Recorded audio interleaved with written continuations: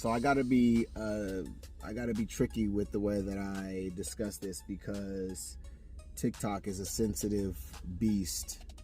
So everybody remembers J6, right? I'm gonna show you a video in a couple seconds. Just bear with me for a minute as I break this down real fast. So the first part of this, I'm gonna show you the video, and then I have some follow-up to just call out the hypocrisy and the contradiction that comes from the people that like to label themselves as followers of Christ and Christians. And I'm going to be honest, my definition of conservative these days is basically hypocrites. They're the Pharisees of old, because they're definitely not keeping up with what God has called us to be.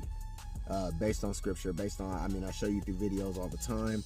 And so here we're going to see this lady, and she's going to describe some of the MVPs of J6. We're going to find out some very crazy information. Mind you, the man of the year pardoned 1,500 J6 riders. Now, that's weird because if I remember correctly, when it was happening and when it was over and all the shame was being brought upon the MAGA party, they blamed Antifa and every other minority group they could come up with in order to avoid addressing the issues within their own party.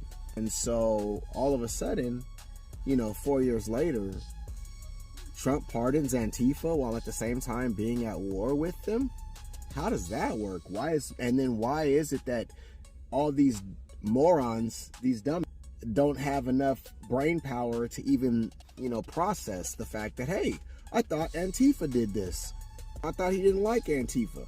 So watch the video, and then I'm going to follow up because I got something else I need to throw out there. I don't want to explode MAGA's brains too quickly. I want them to soak it in and try to understand. So enjoy the video real quick.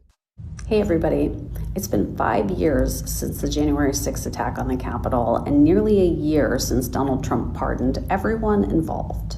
So what have these lucky folks been doing with their second chances? Well, I've been keeping tabs on them so you don't have to. And what I've found is that dozens of them have continued to commit crimes. I'm Liz Oyer, the former pardon attorney for the Department of Justice. Here are some highlights from my research. At least 5 pardoned January 6 rioters have returned to prison for crimes involving the sexual exploitation of children. Theodore Middendorf pleaded guilty to predatory sexual assault of a child age 7. He's now serving 19 years in prison. Kyle Colton was convicted of receiving child pornography. He's serving 6.5 years in prison. Andrew Taki pleaded guilty to soliciting sex from a minor. He was sentenced to time served. David Daniel was charged with sexually exploiting a minor and trafficking in child pornography.